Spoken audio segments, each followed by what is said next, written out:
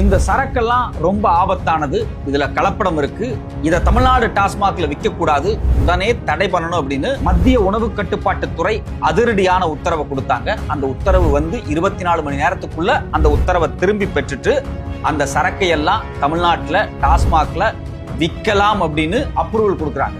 ஒட்டுமொத்தமாக கலப்படம்னு சொன்ன இந்த 11 சரக்கும் ஆந்திராவை சார்ந்த ஒரு ரெட்டி நிறுவனத்துக்கு சொந்தமானது. தடை உத்தரவு 24 மணி நேரத்துக்குள் ஏன் எதற்காக இந்த தடை உத்தரவு திரும்பி பெறப்பட்டது? 2022-23 டெல்லியினுடைய முதலமைச்சராக இருந்த அரவிந்த் கெஜ்ரிவால் கைது செய்யப்படுகிறார். 100 கோடிக்கு மேல் தென்னிந்தியாவை சார்ந்த ஆந்திராவினுடைய ரெட்டி சாராய ஆலைகளிடமிருந்து லஞ்சம் வாங்கியதாக அவர் மீது குற்றம் சாட்டுகிறது அமலாக்கத்துறை.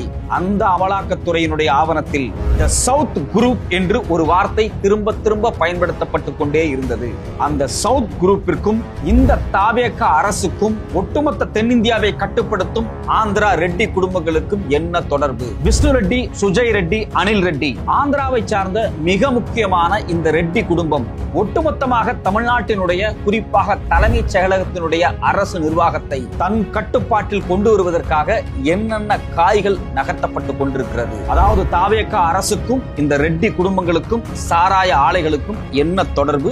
இது குறித்து 2 முக்கியமான பத்திரிகை செய்திகளில் என்ன சொல்லப்பட்டிருக்கிறது? வணக்கம், இது மெட்ராஸ் வியூ. நான் உங்கள் சத்யராஜ். 2 மிக முக்கியமான செய்திகள் வெளியாயிருக்கு. ஒன்னு, இன்னைக்கு வந்த ஜூனியர் விகடன்ல ஒரு சின்ன ஹிண்டா ஒரு செய்தி வெளியாயிருக்கு. அதுல என்ன சொல்லியிருக்கிறாங்க அப்படின்னா, விஷ்ணு ரெட்டி, சுஜய் ரெட்டி, அனில் ரெட்டி, இந்த 3 ரெட்டிகளும் ஒட்டுமொத்தமாக தலைமைச் செயலகத்துல உட்கார்ந்துகிட்டு அங்க இருக்கக்கூடிய அதிகாரிகள்கிட்ட இந்த அரசு எந்த வழியில போகணும், யாருக்கு என்ன டெண்டர் கொடுக்கணும், யாரை டிரான்ஸ்பர் பண்ணணும் அப்படிங்கிற எல்லா முடிவும் எடுக்கிறாங்க. இதனால ஒரு மிகப்பெரிய முரண்பாடு ஏற்பட்டு இருக்கு அப்படிங்கிற செய்தியை இன்னைக்கு வெளியிட்டு இருக்கிறாங்க. இதே சமயத்துல நாம ஞாபகப்படுத்த வேண்டிய இன்னொரு முக்கியமான விஷயம் என்ன அப்படின்னா, ஒட்டுமொத்தமாக இந்த தாவேக அரசை திரும்ப திரும்ப தமிழ்நாட்டுக்கு வெளியே இருக்கக்கூடிய ஆந்திரா தெலுங்கானாவை சார்ந்த இந்த ரெட்டி குரூப் கட்டுப்படுத்தி கொண்டே இருக்கு அப்படின்னு பல இடத்துல தொடர்ச்சியா செய்தி வெளியாயிட்டே இருக்கு. அதுல குறிப்பாக விஜயனுடைய வெற்றிக்கு மூளையாக செயல்பட்ட ஜான் ஆரோக்கியசாமி, இவரும் ஆந்திராவில் இருந்து வந்தவர். விஷ்ணு ரெட்டி, இவரும் ஆந்திராக்காரர். ஒட்டுமொத்தமா எல்லாத்தையும் இவங்க தான் கட்டுப்படுத்துறாங்க அப்படின்னு திரும்ப திரும்ப செய்தி வந்துட்டு இருக்கு. அதை உறுதிப்படுத்துற மாதிரி இன்னைக்கும் பாத்தீங்க அப்படின்னா ஜூனியர் விகடன் அதை வெளியிட்டிருக்காங்க. இந்த நேரத்துல இன்னொரு செய்தியை நம்ம பார்க்க வேண்டியது இருக்கு. மின்னம்பலம் ஒரு டீட்டெயிலான ஒரு கட்டுரை வெளியிட்டு இருக்காங்க. அதுல அவங்க என்ன சொல்றாங்க அப்படின்னா, டாஸ்மாக்ல விற்பனை ஆயிட்டு இருந்த 11 சரக்கு திடீர்னு தடை செய்யப்பட்டுச்சு. யார் அதை தடை செய்யறாங்க அப்படின்னா, மத்திய அரசாங்கத்தினுடைய ஃபுட் செக்யூரிட்டி நிறுவனம் அதை தடை பண்றாங்க. அதுல ஆர்டிபிஷியலா நிறைய கலர்ஸ் எல்லாம் கலக்கப்பட்டிருக்கு. அது கொஞ்சம் குடிக்கிறதுக்கு ஏதுவானது இல்லை அப்படின்னு சொல்லி தான் அதை தடை பண்றாங்க.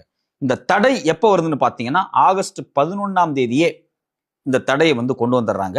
ஆனா அதிகாரப்பூர்வமாக ஆகஸ்ட் 13ஆம் தேதி தான் இது நடைமுறைப்படுத்தப்பட்டுச்சு அப்படின்னு சொல்றாங்க. இதுல குறிப்பாக தமிழ்நாட்டினுடைய டாஸ்மாகை தன் கட்டுப்பாட்டில் வச்சிருக்கக்கூடிய அமைச்சர் திரு விக்னேஷ் அவர்கள், எனக்கு ஆகஸ்ட் 14ஆம் தேதி மத்தியானம் தான் தெரிஞ்சது, அடுத்த நாள் பாத்தீங்கன்னா ஆகஸ்ட் 15ஆம் தேதி அதை லிஃப்ட் பண்ணிட்டாங்க, இதுக்கு எனக்கு சம்பந்தம் கிடையாது, இது மத்திய அரசாங்கத்தினுடைய கட்டுப்பாட்டில் வருது அப்படின்னு சொல்லி அவர் அந்த விஷயத்துல இருந்து தன்னை தற்காத்துக்கிட்டார். இதுல ரொம்ப முக்கியமான விஷயம் என்ன அப்படின்னா, இந்த 11 லிக்கர் இருக்கு பாத்தீங்களா, இந்த சரக்குகள், இந்த 11 சரக்குகளுமே ஒரே நிறுவனத்தை சார்ந்தது, என்ரிகா என்டர்பிரைசஸ் பிரைவேட் லிமிடெட் அப்படிங்கக்கூடிய நிறுவனம். இன்னைக்கு டாஸ்மாக்ல ரொம்ப இயல்பா கிடைச்சிட்டு இருக்கக்கூடிய விஎஸ்ஓபி பிராண்டியா இருக்கட்டும், இல்ல லூயிஸ் பிராண்டியா இருக்கட்டும், விஎஸ்ஓபி பிராண்டியா இருக்கட்டும், இல்ல வீரன் அப்படிங்கக்கூடிய சரக்கா இருக்கட்டும், ஹனிபி பிராண்டியா இருக்கட்டும், நம்பர் 1 மெக்டொனால்ட் ஃபைன் பிராண்டியா இருக்கட்டும், இது எல்லாமே பாத்தீங்க அப்படின்னா ஒரே ஒரு நிறுவனம், என்ரிகா பிரைவேட் லிமிடெட். இந்த நிறுவனத்தினுடைய தலைவர்கள் யாருன்னு பாத்தீங்கன்னா நமக்கே ரொம்ப ஷாக்கா இருக்கு. இந்த நிறுவனத்தினுடைய தலைமை யாரு பாத்தீங்கன்னா, ஒரு காலத்துல காங்கிரஸ்ல கொடிகட்டி பறந்த ஆந்திராவை சார்ந்த ஒரு ரெட்டி குடும்பம். அந்த ரெட்டி குடும்பத்தினுடைய முக்கியமான நபர் யாருன்னு பாத்தீங்க அப்படின்னா, மகுண்டா சுப்பாராம் ரெட்டி. இவர் ஆந்திர அரசியல்ல மிகப்பெரிய கொடிகட்டி பறந்தவர், மிகப்பெரிய சாராய ஆலையினுடைய முதலாளி. இந்த சுப்பாராம் ரெட்டி 1995 நக்சலைட்டுகளால் சுட்டு கொலை செய்யப்படுறார். அப்படி அவர் கொலை செய்யப்பட்ட போது தமிழ்நாட்டினுடைய முன்னாள் முதலமைச்சர் ஜெயலலிதாவும் சசிகலாவும் தனி ஹெலிகாப்டர் எடுத்துட்டு இவருடைய மரணத்தை போய் அட்டன் பண்ணாங்க. ஏன்னா இந்த சுப்பாராவ் ரெட்டிக்கும் ஜெயலலிதா அவர்களுடைய சொத்து குவிப்பு வழக்குக்கும் நிறைய தொடர்பு இருந்துச்சு.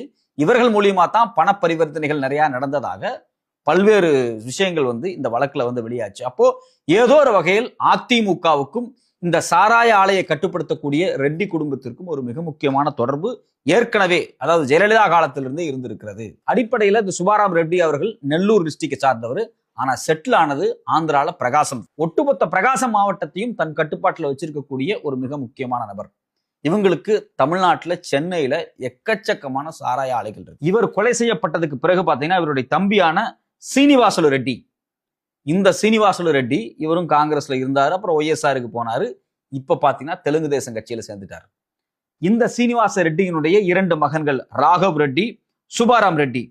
இந்த ராகவ் ரெட்டி யாரு நமக்கே தெரியும். டெல்லியில 2022-23 இந்த ரெட்டி நிறுவனத்தினுடைய சாராய ஆலைகள்கிட்ட இருந்து 100 கோடி ரூபாயை லஞ்சமாக வாங்கினார் என்கின்ற அடிப்படையில் அன்றைய முதலமைச்சராக இருந்த அரவிந்த் கெஜ்ரிவால் அவர்கள் கைது செய்யப்பட்டு சிறையில் அடைக்கப்பட்டார். அவர் சிறையில் அடைச்சப்ப இந்த ராகவ் ரெட்டியா இருக்கட்டும், இல்ல இவங்களுடைய ரிலேட்டிவ் குரூப்ல இருக்கக்கூடிய அரவிந்த் ஃபார்மாவை சார்ந்த சரத் ரெட்டியா இருக்கட்டும், இவங்களும் சேர்ந்து கைதாகிறாங்க. கைதானதுக்கு பிறகு இவங்க அங்க போய் அப்ரூவரா மாறி ஒரு ஒப்புதல் வாக்குமூலத்தை எழுதி கொடுக்குறாங்க.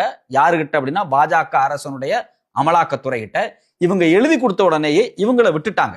பெயில்ல வெளியே வந்து ரிலாக்ஸ் ஆயிட்டாங்க. பிற்பாடு அந்த வழக்கில் இருந்தே ஃபுல்லா வெளியே வந்துட்டாங்க. ஆனா இவங்க எழுதி கொடுத்த அந்த அப்ரூவல் டாக்குமெண்டின் அடிப்படையில மேலும் அரவிந்த் கெஜ்ரிவாலுக்கு மிகப்பெரிய அழுத்தங்கள் கொடுக்கப்பட்டு அவர் சிறையில போடப்பட்டாரு. அதுக்கு பிறகு ஒட்டுமொத்தமாக 2026 பிப்ரவரியில அந்த வழக்கில் இருந்து அவர் வெளிவந்தார். சோ அப்போ டெல்லியில சரக்க விநியோகம் பண்றதுக்கான டிஸ்ட்ரிபியூஷனுக்கான கான்ட்ராக்ட ஒரு மிகப்பெரிய பணம் லஞ்சமாக கிக்பேக்கா கொடுத்து வாங்குவதற்கான நடந்த முயற்சி தான் இந்த ரெட்டி குடும்பத்தால் செய்யப்பட்ட ஒரு முக்கியமான விஷயம்.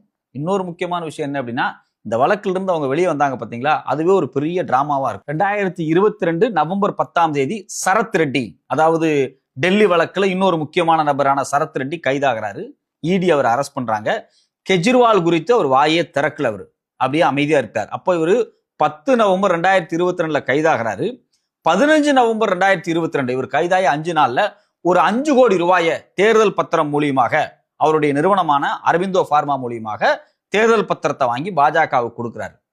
கொடுத்த உடனே என்ன நடக்குதுன்னா, மே 2023 கிட்டத்தட்ட 6 மாசம் கழிச்சு அரவிந்த் கெஜ்ரிவால் குறித்து எல்லா தகவல்களும், ஆமா அவர்கிட்ட என்கிட்ட லஞ்சம் வாங்கினாரு அப்படின்னு சொல்லி எல்லாத்தையும் எழுதி கொடுத்துட்டு இவருக்கு பெயில் கிடைச்சு வெளியே வந்துடுறாரு. ஸோ அப்போ பாஜகவுக்கு ஒரு 5 கோடி டொனேஷன், அதாவது அங்க கட்சிக்கு கொடுத்துட்டு, இன்னொரு பக்கம் அரவிந்த் கெஜ்ரிவால் குறித்து எழுதி கொடுத்துட்டு அவர் பெயில் கிடைச்சு வெளியே வந்துடுறாரு.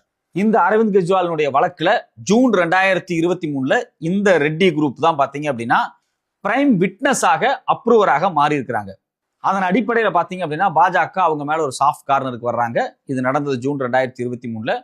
திடீர்னு ஒரு 5-6 மாசத்துக்குள்ள 8 நவம்பர் 2023 மறுபடியும் பாத்தீங்கன்னா பாஜகவுக்கு ஒரு 50 கோடி வந்து டொனேஷனா கொடுக்குறாங்க. சோ அப்போ இந்த ரெட்டி நிறுவனங்கள் என்ன பண்றாங்க அப்படின்னா, ஒரு பக்கம் பாஜகவுக்கு கட்சி டொனேஷனா பணத்தை கொடுக்குறாங்க, இன்னொரு பக்கம் பாஜகவுக்கு எதிராக இருந்த அரவிந்த் கெஜ்ரிவால் குறித்து சில ஒப்புதல் வாக்குமூலம் எல்லாம் கொடுத்து எங்கிட்ட லஞ்சம் வாங்கினாங்கன்னு சொல்லி அவர் மீது வழக்கை வந்து ஸ்ட்ரென்தன் பண்றாங்க. சோ அப்ப இந்த ஆந்திராவை சார்ந்த இந்த ரெட்டி குழுவால் தான் அரவிந்த் கெஜ்ரிவால் கைது செய்யப்பட்டு சில காலம் சிறையில் இருந்தாரு. 2024 தேர்தலில் ஒரு மிகப்பெரிய பின்னடைவுக்கு அது ஒரு முக்கியமான காரணமாச்சு. அரவிந்த் கெஜ்ரிவாலுடைய அரசியல் அத்தோடு முடித்து வைப்பதற்கு